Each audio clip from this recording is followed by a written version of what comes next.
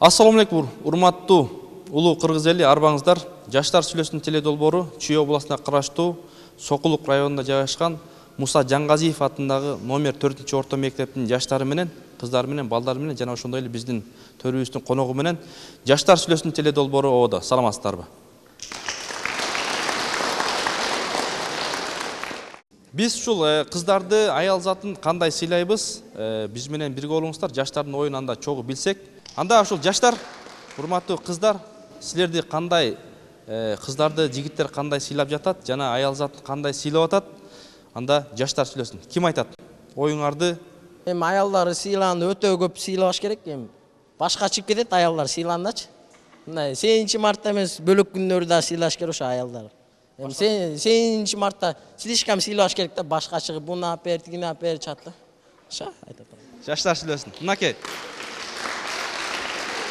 Урматтуу кыздар, ушул башыңарга чыгып кетет дейт, ошондойбу? Ким жооп берет ушул жигитке?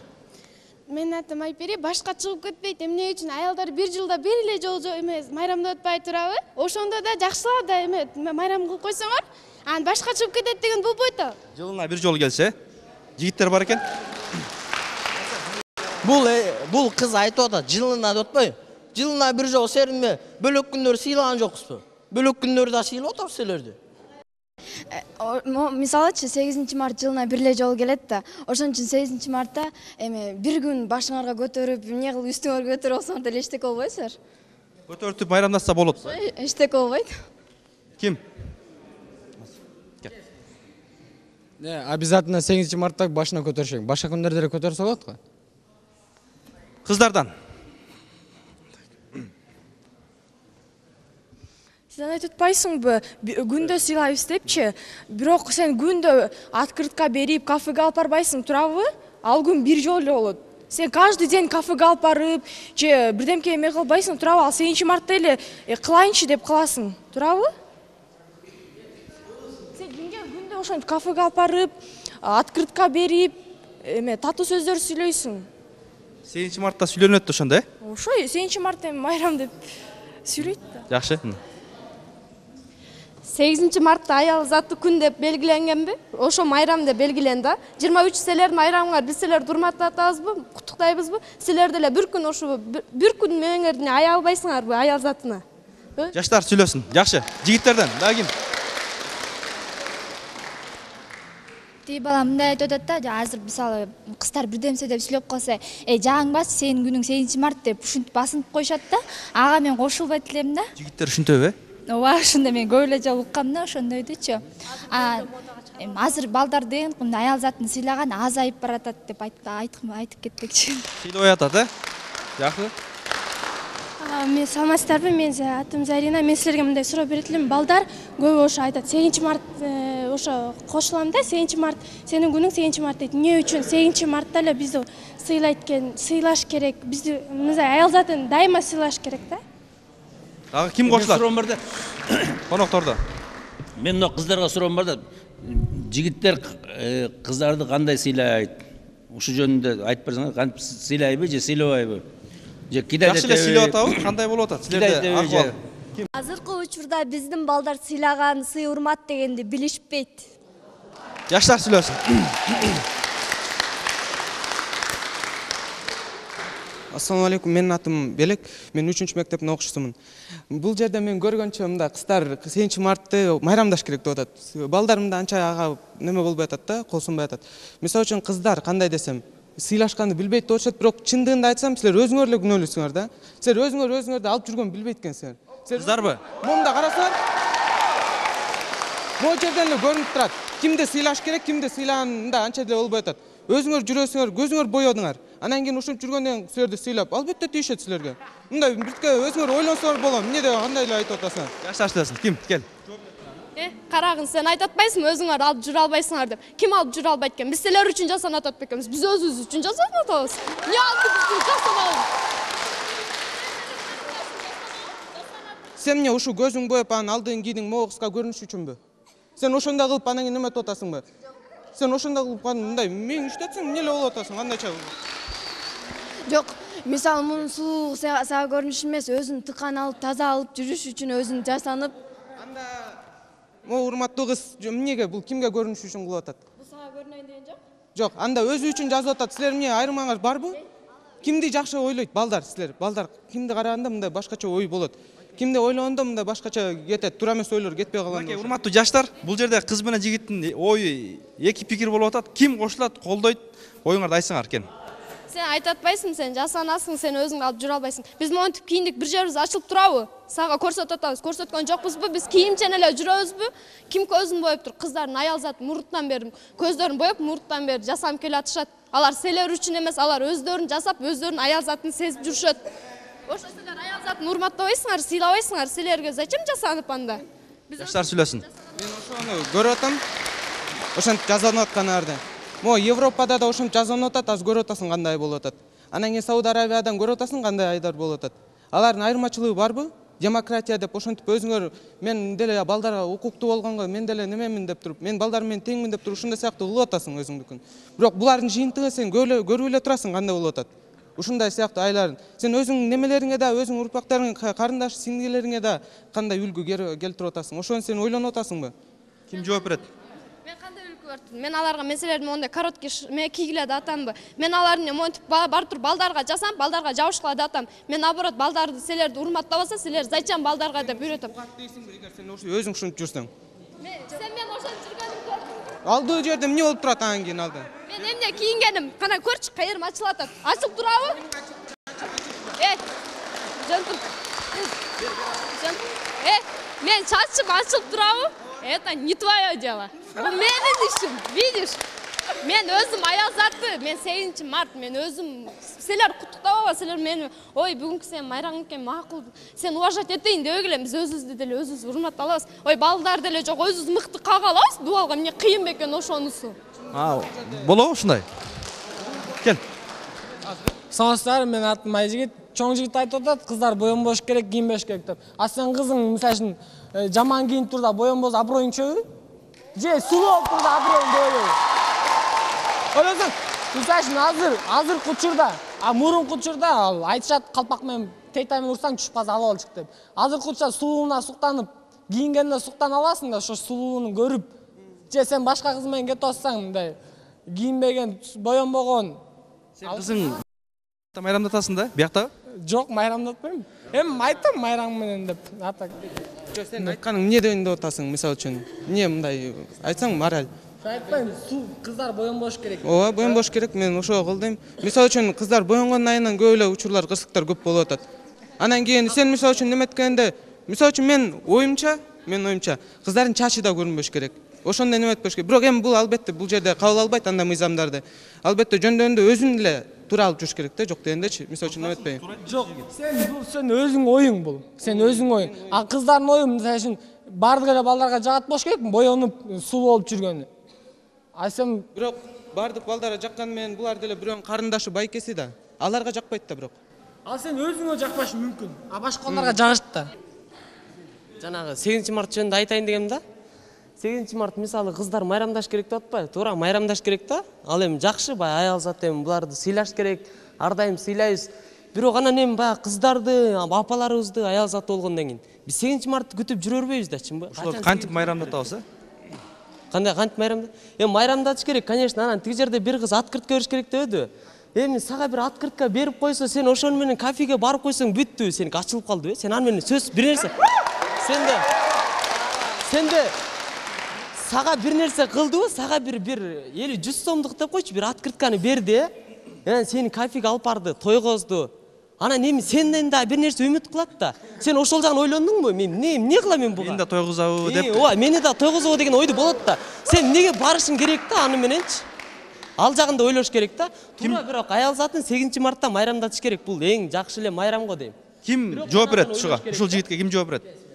Анан 8 март боюнчачы 8 март может ал кыргыздардын майрамы эмес. А кыргыздар ал 8 март деген ал каяктан келген? Мындай түбүн билиш керек да, чынбы? 8 март неге 10 март эмес? Ал жагын да изилдеш керек. 8 март экен, майрам турбай, аялдардын майрамы турбай деп майрамдай бербейчи? Кыздар жооп бересиңерби? 8 март неге 8 март? Неге 9 март эмес же 10 март эмес? Ошол жагын айтып койсоңор, эсли билсеңер, Жаштар сүйлөсүн. Кыздардан барбы? Мынакей. Азыр. 8 мартты бул немис жактан болгон бир аял ойлоп аял ошо 8 мартты бул аял заты күнү деген. Анткени аял зат бул найзик болот, аял затын макул 8 мартта урма сыйлабагыла, башка күнү сыйлатасыңар, койгулачы балдар. Канча сыйладыңар эмне эркекче? Ушу балдардын жарымы сыйласа сыйлайт, жарымы сыйлабайт. Бетке эле кыздарга сөгүп туруп ошол жерде кетип калышат. Балдар сыйлашпайбы силерде? Сыйлаганы бар, сыйлаганы жокму? Бетке эле айтам да. Макул 8 мартта биз майрамдабыз, силер бизди куттуктойло койгула. Зачем? Айтатпайсыңар открытка келет деп. Анда 23 биз деле силерди куттуктабайбыз. Не зачем бизге?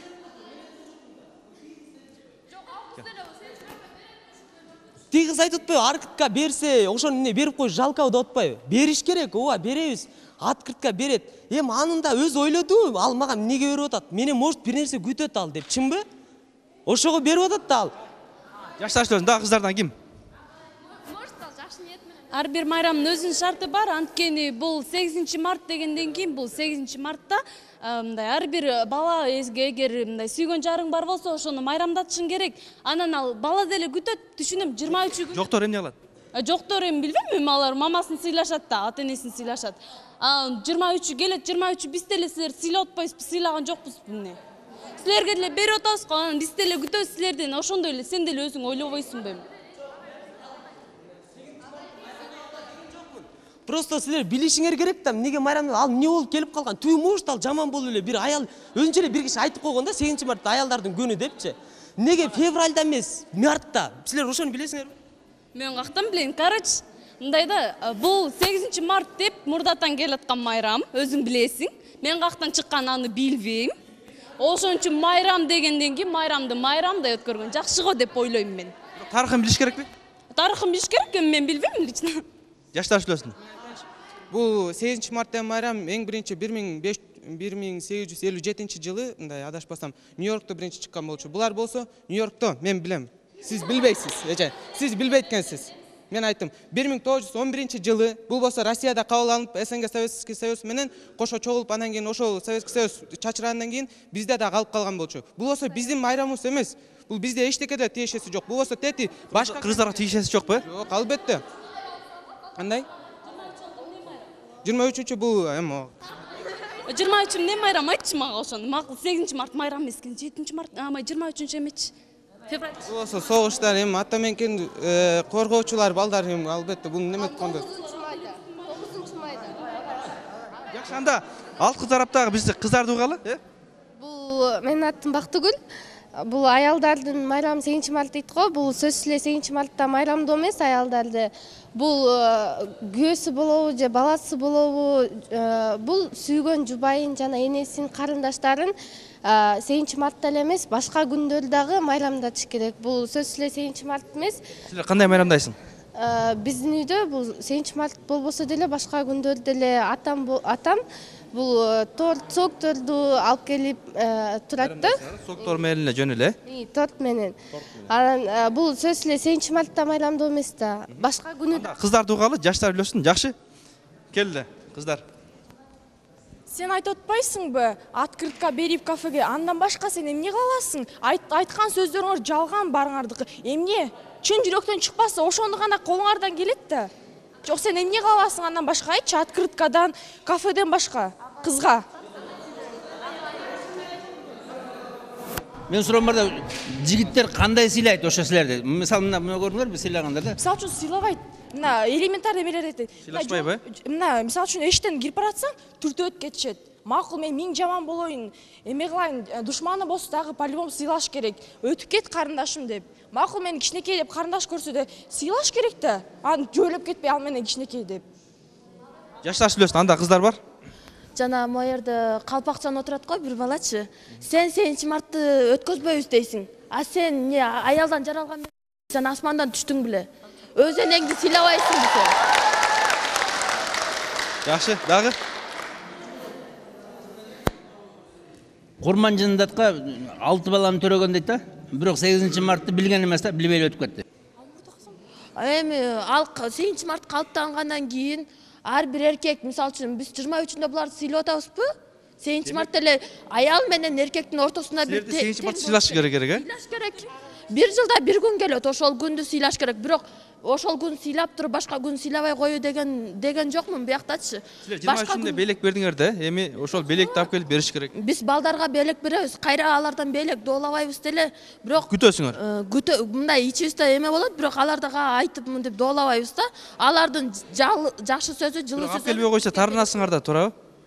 Башка Жок, агай билдирбейбиз дагы, бирок ичибизден тарынабыз, ооба, өкүнүч пайда болот. Жаштар сүйлөсүн. Саламатсыздар, менин атым Нурпери. Мен өзү 23 февраль 8 март майрамдарга каршымын. Анткени 23 февраль эркектердин күнү, 8 март аялдардын күнү деп коебуз. 8 марттан башка күнү өзүбүздүн энелерибизди, өзүбүздүн кыздарды сыйласа болбойбу эмне? 23-дө эле дайыма эле 23-дө эле подарка бере бербей, башка күнү деле подарка берип, 8 марттан башка күнү деле подарка берсе болот. Кандай майрамдайсың? Майрамдарды. Майрамдарды өзүм классташтарым менен эле чогултам, бирок мен бул майрамга каршымын.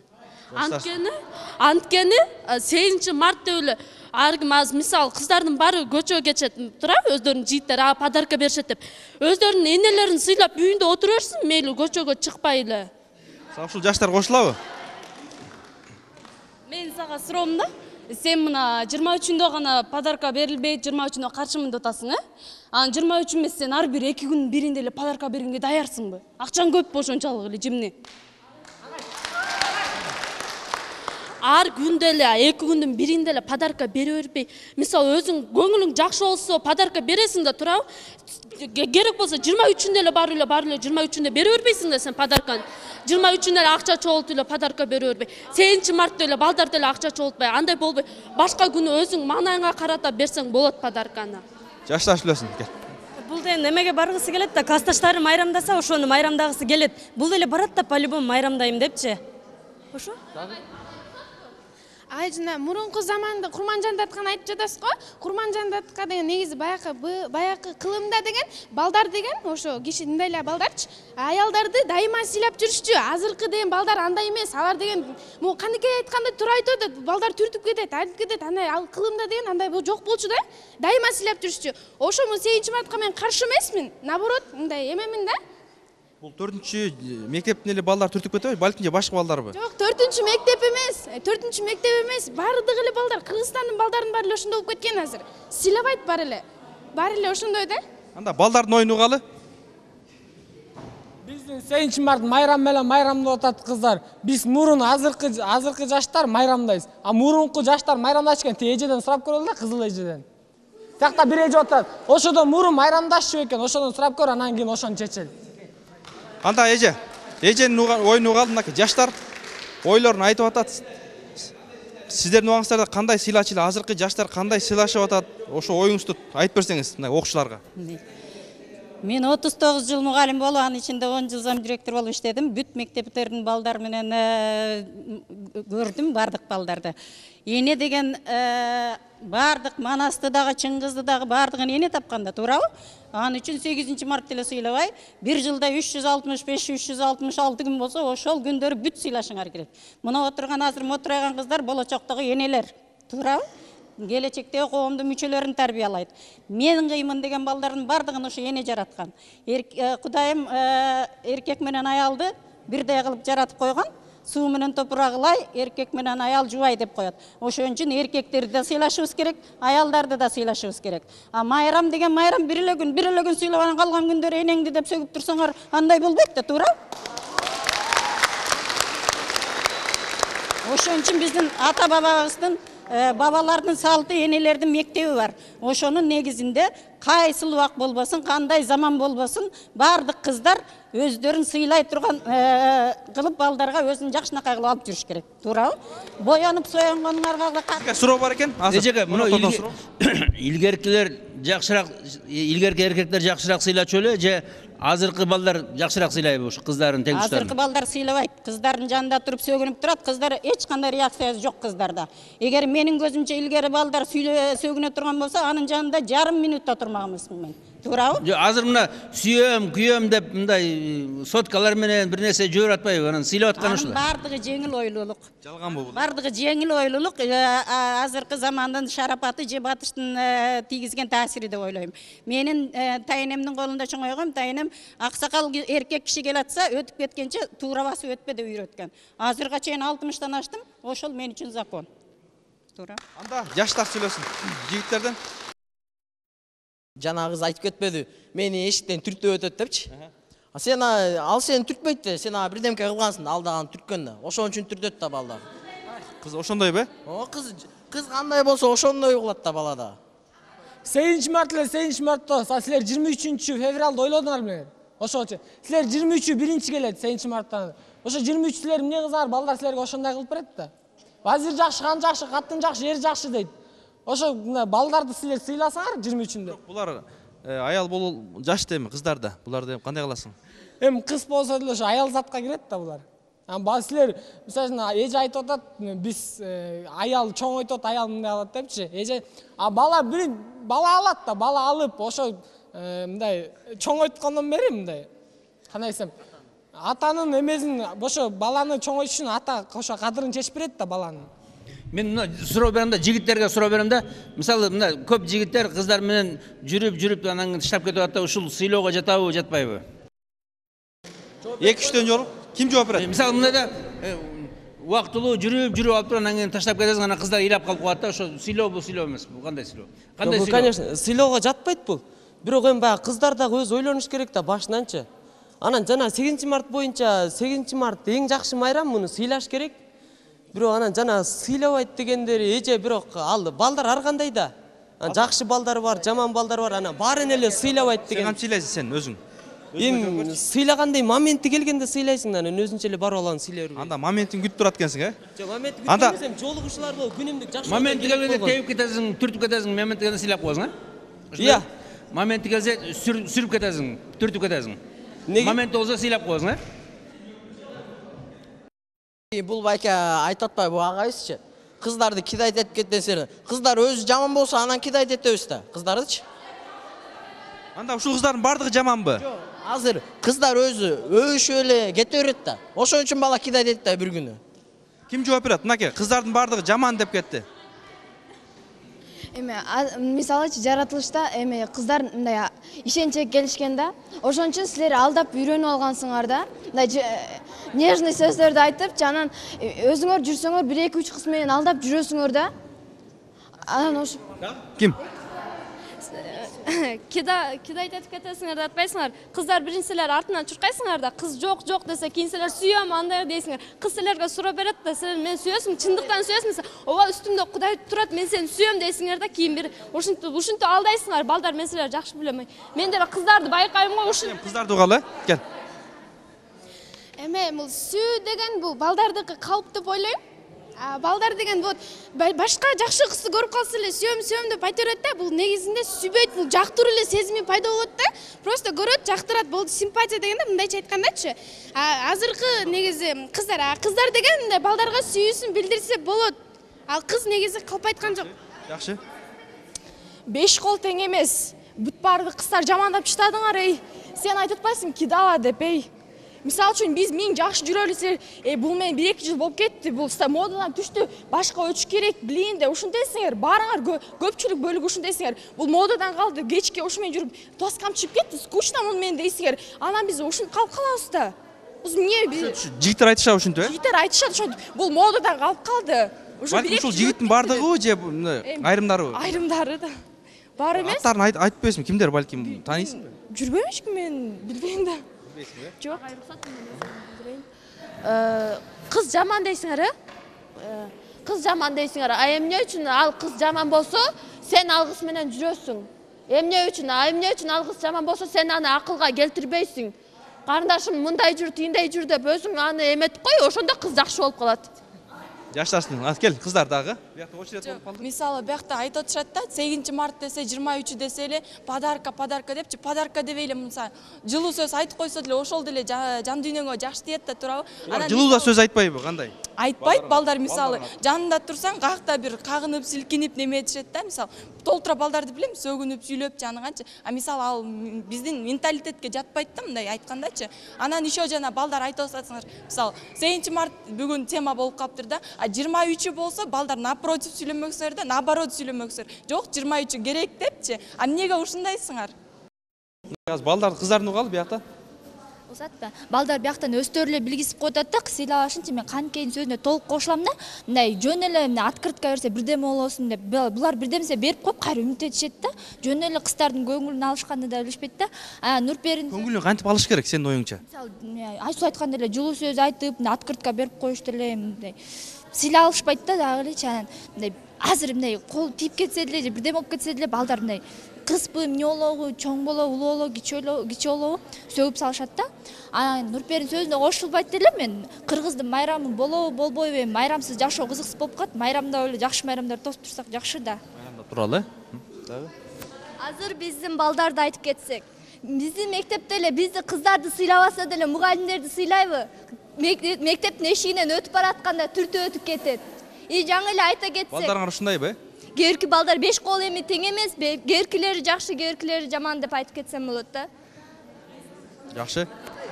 Мен жана мо Калпакчан баланын сөзүнө кайрылайын деген, бул бала айтпады 8 март майрам эмес депчи.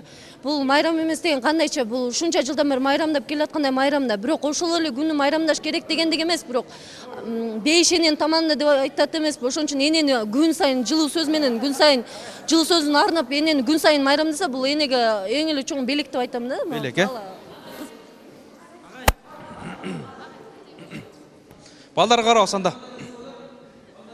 Бияктан баары эле айтып атышат, 23 февраль 8 март депчи. Силер биринчи мен силерден сурайт элем, силер мусулмансыңарбы? Мусулманда 8 март 23 февраль деген майрам жок бу бияқта. Даже мындай майрам болгон эмес. Мусулман болгондо майрам болуш керекми? Мусулмансыңар барбы? Агай, мен жооп койсомбу? Эмне силер ушу 23 майрамдабайсызарбы? Ошо сен именно майрамдабайсың. Негизи мусулмандарда бул майрам жок, 23 февраль. Мусулмандарда эки эле майрам бар. Курмайын айт мени. Жок, өзүң майрамдабайсыңбы? Айтчы ошону. Мен майрамдабайм, чынын айт. Койчу. Бирок мусулмансызар, мусулман болгондо 20 мындай 8 март эмеде майрамдар жок буякта. Ушуну азыр эстедиңби? Сен азыр ушу эки майрамды азыр эстедиңби элестет? Анда 23-ндө балдар чогулашсаңар го. Йо, мындай кыш керек, бул жерге вечеринка кыш керек, бүгүн биздин майрамда, йо, отуруш керек дейсиңер го. Биз билбейт бекенбиз. 8 март десе, зачем кыздарды куттуктап койт? Апаңар бар го, сиңдиңер бар го, ошолорго барып гүл берип койго, беттеринен өп, апа бүгүн сиздин майрамыңыз экен, куттуктап коеюн деп жылуу сөз айтып койго. Бизге керек эмес силердин гүлүңөр, открыткаңар. Зачем бизге? Мен ата-энемди, мен 8 мартта эмес, мен ата-энемди күндүгө сыйлайм. Азыр эстедиңби башың менен? Ушта көрүнүш үчүн 8 мартта эле барып тотпайсың. Мен ата-энеме 8 мартта эле эмес, күндүгө сыйлайм. 8 март эмес, сен башка күндөрдө эле сыйлап айтпаш керексиң. Апаңды силер кой 8 март күнү эстейсиңер. Силер башка күнү апа сизди ушунчалык жакшы көрөм, сизди ушунчалык эмне дейсиңер, жок антпейсиңер. Кой 8 мартта апа мен сизди ушунчалык эмне кылам. Ошон үчүн сен өзүң ошентип айтпайсыңар, сен баарын өзүңдөй көрө бересиң. Аял заты андай нерсени ар дайым билет. Неден 8 март биздин өзүбүздүн майрамыбыз болот атпайбы? Биз анда эмне апабызды унутуп коймок белебиз. Сен айтып атасың да, каждый күнү сыйлабайсың депчи. Сен кайдан билесиң, может, каждый күн эмес, каждый минутта сайын сыйлайт апасын. Мисалы үчүн сен айтып атасың, эч качан сыйлабайсың апаңды депчи. Анан да жанакы сөзгө кайрылып кетсек, сен айтып атасың, кыз деген өзүн тартиптүү, ыймандуу алып туруш керек деп. Сен азыр өзүң сүйлөгөн. Мына урматтуу жаштар, урматтуу достор, урматтуу жигиттер. Мындай алабыз. Азыр мен суроом бар, балдарга суроом бар. Балдар мына мен суроом бар да, мен мында чындап эле байкадым да, силер чындап эле жакшылап сыйлабайт экенсиңер да. Эми айткачы эмне үчүн сыйлабайсыңар? Мына баары жакшынакай кыздар, эмне үчүн сыйлабайсыңар? Ошону айткачы. Же булар татыксызбы булар? Же булардын жүрүш турушу жаманбы? Эмне үчүн сыйлабайсыңар анда? Өздөрү бизди сыйлабайт, ошон үчүн сыйлабайсыз да буларды. Бизди кантип сыйлап атат? Кыздар силер сыйлаш керекпи? Жок, агай, булар ушинтип биз менен айтышса, буларды биз эмнеге сыйлайбыз? Кыздарчы, силер өздөрүңөрдүн мындай немеңер түшүрүп алгансыңар да, авторитетиңердичи, мындайча айткандачы. Кантип түшүрүп алган? Силер балдар менен балдар болуп, жалжаңдап ушинтип сүйлөй бересиңер да, айтышыпчы. Силер мындай кичине өзүңөрдү серьезныйраак алып жүрсөңөр, мындай тыканыраак кичине, грамотныйраак болуп жүрсөңөр, силер антмек эмес да, силер өзүңөрдүкүн өзүңөр түшүрүп алгансыңар. Ким жооп берет? Кыздардан. Кел. Биз өзүн авторитет түшүрүш үчүн бирден сөз көрсөтүп атырбыз баларга. Силер өзүңөр кыздардын жамбашына чабасыңарбы? Кыздар жини келеби? Балдар силер кыздардын жамбашына чабасыңар. Койчу, даже 6-класста балдар 9-11 класста кыздардын жан башына чаап качып кетишет. Ким? Атың ким? Атың ким?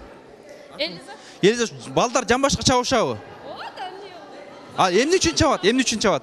Өздөрүнөн сурабайсызбы ошону? Эмнеге чабасыңар өзүңөр? Элесесиң өздөрүнүн эле сиңдиси бар, башка балдар чапса жагат бекен өздөрүнө ошо. Сиңдисин чапса. Жакшы, анда кыздар ким жооп берет дагы? Саламатсызбы, менин атым Нуриза. Булардын айтканда жана бала туура айтып атат, өзү бул жерде сыйлабаган өзү эле билинип турат.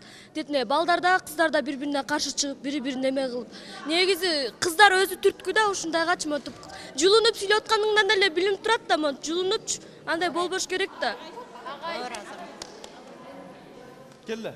Сүйлөгөндөр көрөлү. Ким сүйлөгөн жок?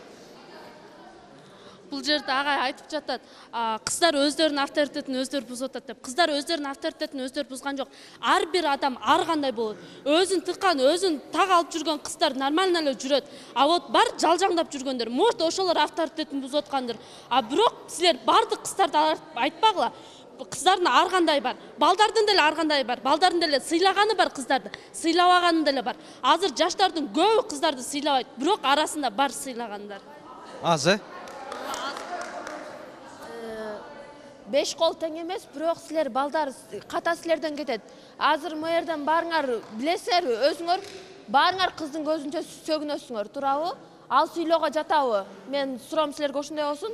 Эгерде силер кызга сөгүнбөй, анын жанында эч кандай уят нерселерди сүйлөбөй койсоңор, кыз силерди эмнеге сыйлабаш керек? Сыйлайт кыздар. Кыздардын эле уяты бар. Мисалы үчүн биз авторитетти түшүрүп алабыз, жалжаңдап. Биз жалжаңдаганда силер бизди басынтып, карындаш, эмне антып атасың деп сөздөрдү айтышары, жок, силер бизге кошулуп алып,